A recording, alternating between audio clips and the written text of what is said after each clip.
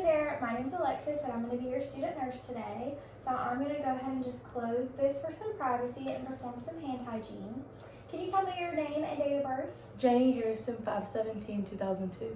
Okay, and is it alright if I go ahead and touch and check your wristband just to confirm this? Yes. Okay, alright, perfect. So, your doctor just ordered some vital signs and a quick assessment. Can you tell me why you're here today? Hand pain. Okay, you're having some hand pain. And how would you say that this hand pain happened? I do hair, and so when I do hair, it has started pain. Okay, maybe like some carpal tunnel Yes. pain, like maybe up towards the carpal tunnel area? Yes. Okay, and can you tell me how long this pain has been persistent? Yeah, like a couple A months. couple months, okay. And does this affect your daily life? Yes. Okay, I know you said being a hairdresser, so that makes sense that it would cause some issues. Okay, and on a scale of 1 to 10, 1 being the lowest and 10 being the worst, what would you say this pain is? Probably like a 5. Okay, alright. Well, I think that concludes my pain assessment. I do have one more question for you. Do you have any allergies? No. Okay, perfect. So I'm going to go ahead and start with taking your pulse. And I'm going to tell my patient I'm taking her respirations, but if this were a normal patient, I would not inform them of this. Alright, Janie, I'm going to go ahead and check your pulse now.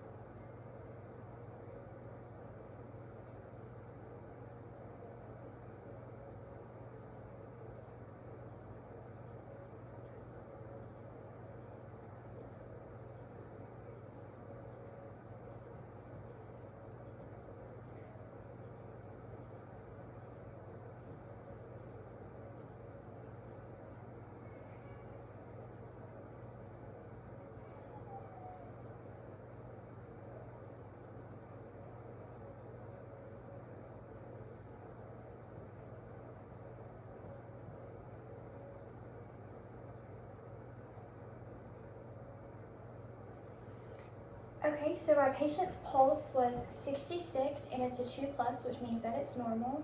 And her respirations were 20 beats per minute, which means that her breathing would be eupnea, which means it's normal. I'm going to take your blood pressure. So, do you happen to have any type of lymph node disorders? Are you a dialysis patient or have any sort of vasectomy issues? No. Okay, all right. And do you happen to know your normal blood pressure? Sometimes it's a little bit high. A little bit high, okay. All right, I'm going to place this on your arm.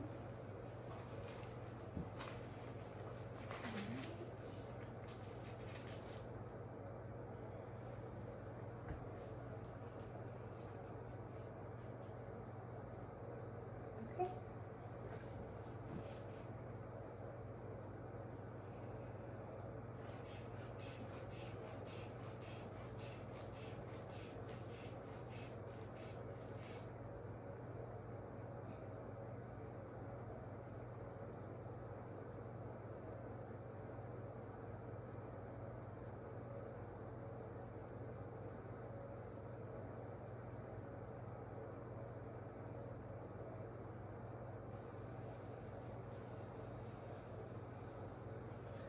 Okay, so my patient's blood pressure was taken in her left upper arm, and it was 120/70, which means it's normotensive, and it was very fluid, so you could hear it very well.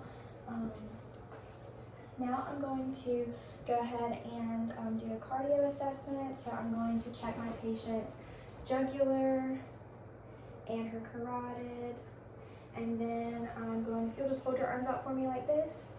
This is my patient's brachial pulse, her radial pulse, and then I'm also going to check her axillary pulse on her left side and her axillary pulse on her right side. And then also, bilaterally, I will check her femoral pulse, her popliteal pulse under her knee, and then her pedal pulse on top of her foot, and also her tibial pulse. Okay? Now I'm going to assess my patient for edema. So I'm just going to feel up and down your arms. My patient doesn't seem to have any edema on her upper body. Checking her lower body. She seems to have no edema and feels normal. Now I'm going to go ahead and do a respiratory assessment, but before I do that, Janie, do you happen to have any like heart issues? Feel like you have a racing pulse or anything like that? No. Okay, awesome. So now I'm going to begin my respiratory assessment. Alright, so I'm going to listen to my patient's anterior sounds, her posterior sounds, and the lateral sounds.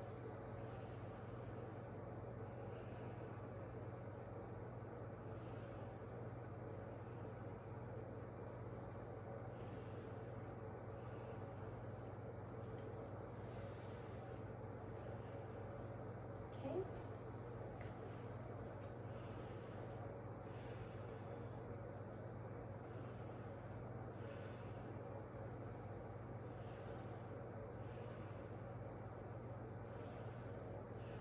Now her lateral sounds.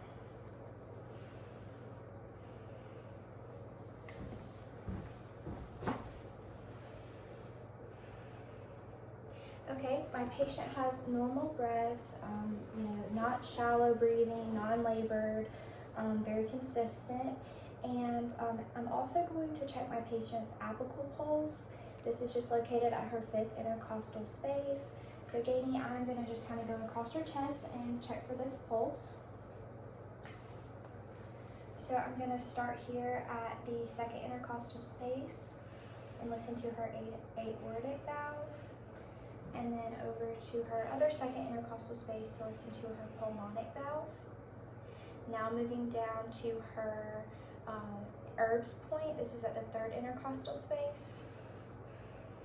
And now down to her tricuspid.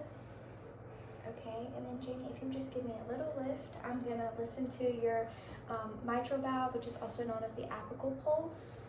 And this is at her 5th intercostal space. All right. Now I'm going to explain to you what a spirometer is. This device is used to expel mucus, any type of fluid that's in your lungs, and if you were to do this as just a normal patient, then she would take 2 breaths. You would do 10 breaths every 2 hours, and then if you were a bedbound patient, then you would turn, cough, turn, and then you would do this every 2 hours. So I believe this concludes my assessment.